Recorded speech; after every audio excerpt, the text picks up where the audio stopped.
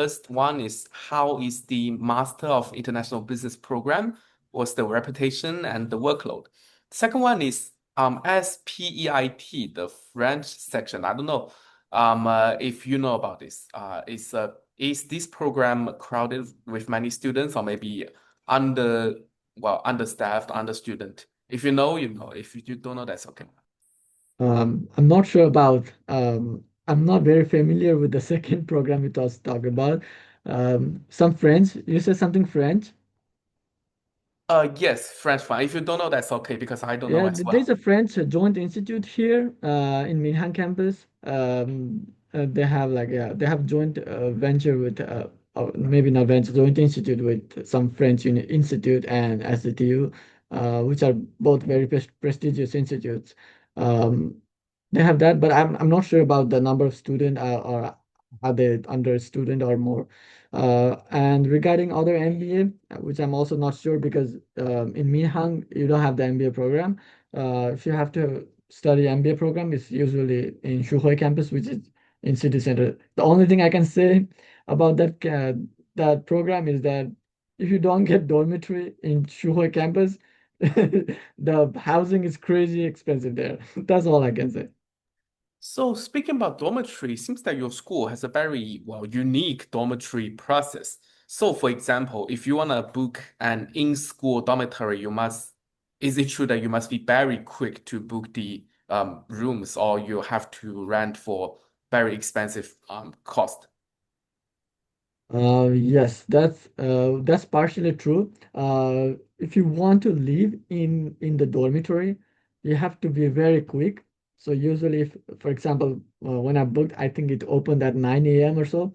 By 9:05, every room were booked. So the only rooms left were like leftovers. For example, like people don't usually like to live on the floor 13th for some, I don't know, some cultural reason or so. So you could still find some room on those uh strange numbers, right? But other than that, yeah, usually every room will be full. Yeah, you have to be very quick on that. But to renew your room, it's not a big problem. So if you are already into the dorm, if you are renewing it every semester or so, it's doable. And another part of your question, is it expensive to live outside? The answer is no, because um, you could find the room better room than the dorm for cheaper prices outside. So the high amount you pay for the dorm is not for the room itself, but for the community. So if you really want to make international friends, like friends from all over the world living in the international dorm, right? So the price are at least like few hundred more you pay for the comparable equivalent room in the international dorm is for the community there. So you don't have to worry about the security, right? You don't have to worry about the laundry machine going haywire or something like that. So you can find your laundry machines downstairs. You can find some convenience store downstairs in the basement, right? So, and also a lot of international friends. You could really improve your network over there. So that's what you are paying for. So many people would ask for English top programs, how good is the language ability, English language proficiency for professors? And is it easy or maybe difficult for students to catch up with what they are teaching? Uh, Yes, the question for me, like that could depend on the professor or the program, right? So if you asked with me, the professor who are teaching physics lectures, those are usually good in English because uh, physics, a lot of professor in School of Physics and Astronomy are usually educated outside of China or partially educated outside of China. For example, if they did their masters here, they usually do a PhD over in America, Europe, or some other countries, right? And they come back to China and get into STTU, right? So since most of the professors, I would say all of the professors in physics, School of Physics, at least, are like that. So their level of English, their proficiency is quite good.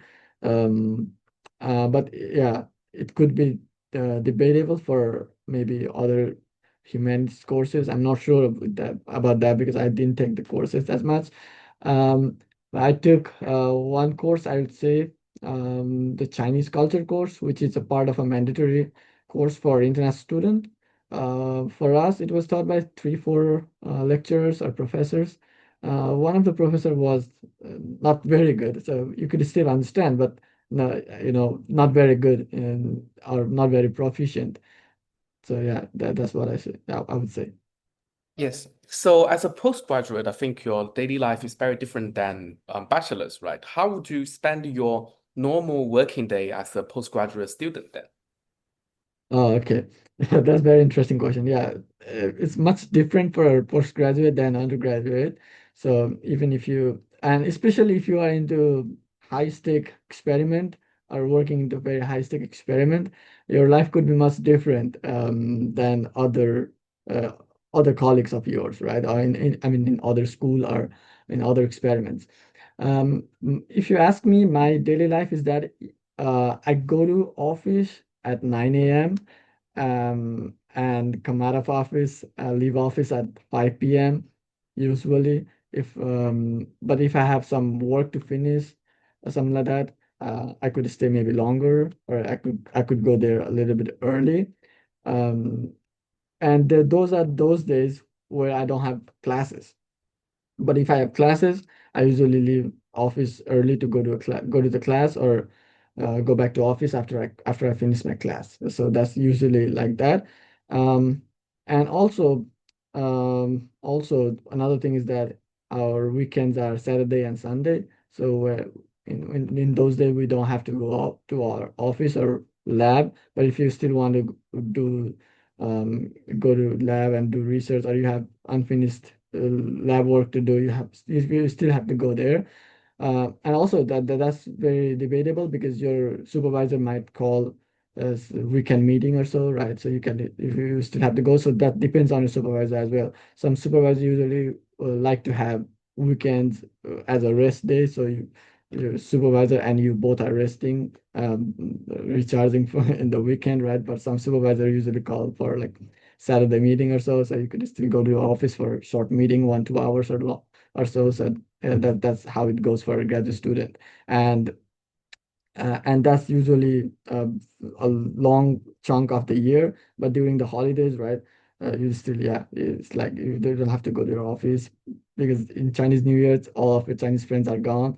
The labs will still be open. You could go to your lab and do research, right? But yeah, that's how it works. Yeah, speaking about the lab, how good is the lab facilities according to your opinion, and what are the, facilities that you normally deal with?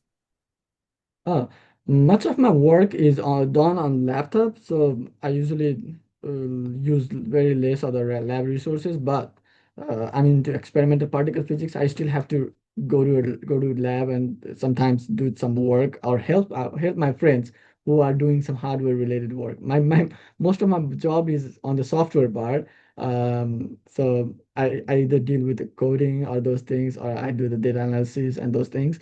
But into experimental physics means you still have to help your friends or something like that. So um, and consider if you ask about the lab resources, SJTU is one of the, I would say, one of the most resourced universities in all of the world.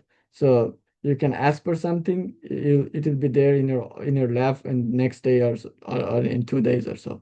So it's one of the most resourced universities in all over the world. So and another thing is that in China, you can find almost everything made here, right? So you can just and you don't even have to wait that long. That's what I mean. Like for example, if you're in Europe, you order something, it has to be shipped from China, right? So if you're already into China, that's very quick. So you could iterate much faster. So you design something, you send the design to the manufacturer and manufacture that, and you have that on your lab desk in 2 days or so, and you do the thing. And if it doesn't work out, you change the design and send it over to the manufacturer. It comes the next day. So the rate of iteration is also very fast if you are into civil or other part of the engineering courses. And also that there are a lot of manufacturing facilities even in the campus. So You can work with all those metal works even in the campus. But if that's not done in the campus, you can easily find some manufacturer working nearby. Yeah, so about your future career path, what is your like say for example, what you gonna do after postgraduate studies? Do you wanna pursue maybe as a PhD or maybe just start working? And yes, Uh, yeah, I would say I would probably start my PhD after I finish my master's. Um, Yeah, I would say I'm 70-80% sure that I'll go with the PhD. The work or the research I'm doing on is actually it's an international experiment that is being headed by the Chinese schools, I mean the Chinese universities, and yeah, so if you have heard of Institute of High Energy Physics over in Beijing, they are heading the project, which is a huge neutrino detector in Guangdong. So this institute is heading the project, and a lot of other foreign universities, Chinese universities, are participant into this experiment. So a lot of my um, um, like daily life is like interacting with those people, I'm working with those people. So it's very interesting. So I would say I would complete my master's and do I mean continue the research on that field or in that experiment with my PhD. okay, thank you so much. Next question is about well, daily life. So, how large is the international students community in Shanghai Jiaotong University, and do you think what are the supports that a school would give to international students? Say, for example, like ISO International Students Office, how good are they to you, or maybe would they do any assist you in daily life? Yeah, actually, international student community, I mean, it's not very big as compared to the Western universities. But still it's a very huge chunk in SJTU compared to other equivalent universities, I would say. Uh, yeah, so SJTU SJTU has a lot of English programs, so that also helps to attract a lot of international students. And on top of that, SJTU also has very diverse faculty members. So you could also find faculty members from Europe, America, right? So that will help international student blend in quite easily. So they could assimilate quite easily. And on top of that, international student office and overall university organizes a lot of those cultural assimilation programs. Like you could do calligraphy thing like during the holidays, some weekend, right? Or just before Chinese New Year. So you will someday you'll be making painting the fans, someday you'll be making, yeah.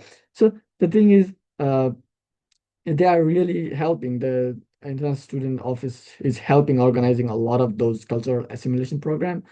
Plus, on top of that, they're also organizing a lot of visits activities. For example, I once went to Shaoxing, was a small town, I would say, south of Shanghai.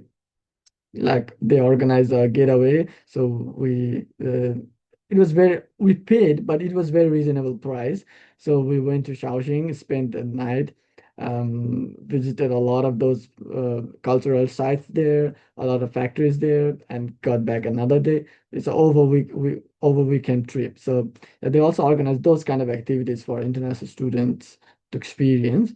Yeah, so I think almost every day you'll be getting some kind of push notifications about like there's this activity happening. Fill the form if you want to join. Yeah, of course it depends on your timetable. Like if you are too busy or busy with the homework, you couldn't go. But of course, if you are free, then you can participate in those activities, make international friends, and a lot of international people will be joining those programs. Okay, here's a very specific question. So this one from our group member. Is there a kitchen for dormitory in Xuhui campus?